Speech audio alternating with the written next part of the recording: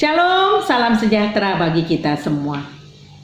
Saudaraku, jangan pernah meminta kepada Tuhan apa yang menurut kita baik, tetapi mintalah kepada Tuhan apa yang menurut Tuhan baik. Bersama saya Evangelis Agnes Siagian, kita akan mengawali hari ini dengan sapaan firman Tuhan. Mari kita berdoa. Bapa di surga, Bapa berlimpah kasih karunia yang selalu baru dan dahsyat kami terima setiap hari dalam hidup kami. Ajarilah kami untuk setia, sebab Engkau adalah Allah yang setia. Berilah berkat-Mu untuk memenuhi hati kami, dan kami percaya lewat pertolongan Roh Kudus kami dimampukan untuk memahami dan mengaktualisasikan firman Tuhan dalam hidup kami. Amin. Firman Tuhan kita pada hari ini diambil dari kitab Lukas pasal 24 ayat 53. Begini firman Tuhan. Mereka senantiasa berada di dalam bait Allah dan memuliakan Allah. Demikian firman Tuhan. Saudaraku, perpisahan dengan orang yang kita kasihi sungguh sangat menyakitkan. Terlebih-lebih orang tersebut pergi meninggalkan kita untuk selama-lamanya. Hal inilah yang dialami oleh murid-murid Yesus. Awalnya mereka tidak bisa menerima. Mereka sedih, mereka kecewa, tetapi akhirnya mereka bisa menerimanya. Sebab sebelum kenaikan Yesus ke surga, Yesus sudah memperlengkapi mereka sebagai guru. Dia sudah mempersiapkan murid-muridnya untuk menjadi saksinya. Selama lebih kurang 3,5 tahun perjalanan pelayanan Yesus di dalam dunia, pertama Yesus membuka pikiran para murid-muridnya untuk mengerti kebenaran firman Tuhan, sehingga mereka mengerti kitab suci dan memahami karya keselamatan yang diberikan oleh Tuhan di kayu salib. Lalu selanjutnya, para murid diperlengkapi dengan roh keberanian menjadi saksi Tuhan. Dan yang terakhir, yang betul-betul menjadi prinsip dan diinginkan oleh setiap orang, terlebih-lebih murid Yesus, yaitu ketika Yesus terangkat ke surga, Yesus mengangkat kedua tangannya dan memberkati para murid-muridnya.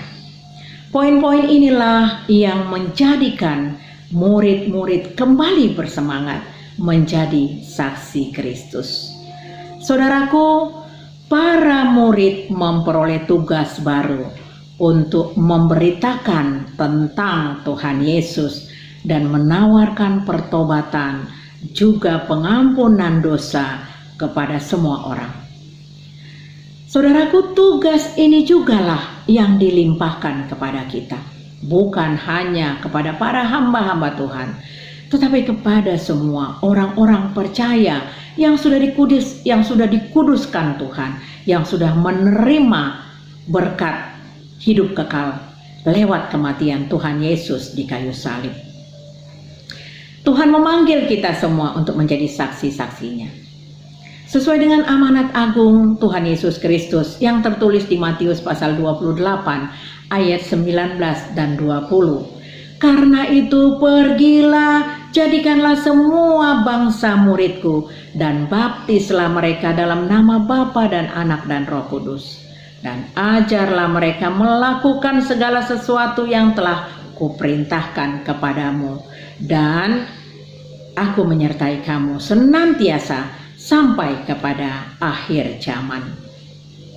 Saudaraku, tentunya hidup orang percaya yang sudah diperdamaikan dengan Allah oleh kematian Yesus di kayu salib, itulah yang menjadi tugas kita. Pertanyaan sekarang, maukah kita menjalankan pelimpahan tugas yang diberikan kepada kita? Acap kali kita berdalih dan mempunyai alasan untuk menunda atau bahkan menolak pelimpahan tugas itu yang diberikan kepada kita. Saudaraku, untuk itu sebelum terlambat, kita harus mau menjalankan pelimpahan tugas itu yang diberikan kepada kita. Dengan cara kita harus mau dirubah oleh Tuhan seturut dengan kehendaknya. Kita mau membangun relasi yang baik dengan Tuhan setiap hari. Kita bangun mesbah doa di dalam rumah kita, sehingga setiap kehidupan kita dipimpin oleh Roh Kudus. Lalu kita mau Roh Kuduslah yang memimpin hidup kita dan menentukan perjalanan hidup kita. Lalu setiap kita mau menjadi saksinya, kita minta kepada Tuhan roh keberanian agar kita diberikan keberanian untuk memberitakan kabar baik. Saudaraku, kehidupan kita juga harus menjadi teladan bagi setiap orang, bukan menjadi batu sandungan. Memang dalam prakteknya sungguh sangat sulit kita melakukannya, tetapi tugas yang harus kita laksanakan ini harus kita beritakan. Sebab ketika nantinya Tuhan Yesus datang kedua kalinya, Dia akan mempertanyakan kepada kita, dan kita bisa mempertanggungjawabkan pelimpahan tugas kepada kita yang diberikan Tuhan. Kiranya Tuhan Yesus berkenan memakai kita sebagai alatnya, dan Tuhan Yesus memberkati. Amin. Mari kita berdoa. Tuhan Yesus, terima kasih untuk pelimpahan tugas yang Engkau berikan kepada kami setiap orang percaya, agar amanat agung Tuhan Yesus bisa kami lakukan, dan kami mohon roh keberanian kepada Engkau ya Bapa, agar Roh Kudus-Mu yang menempati relung hati kami, sehingga kami tidak takut untuk memberitakan firman Tuhan kepada setiap orang siang dan malam. Terima kasih ya Bapa. Di dalam nama anak-Mu Tuhan Yesus Kristus kami berdoa. Amin.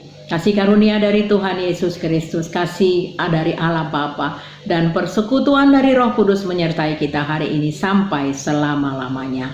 Amin. Selamat beraktivitas, Tuhan Yesus memberkati.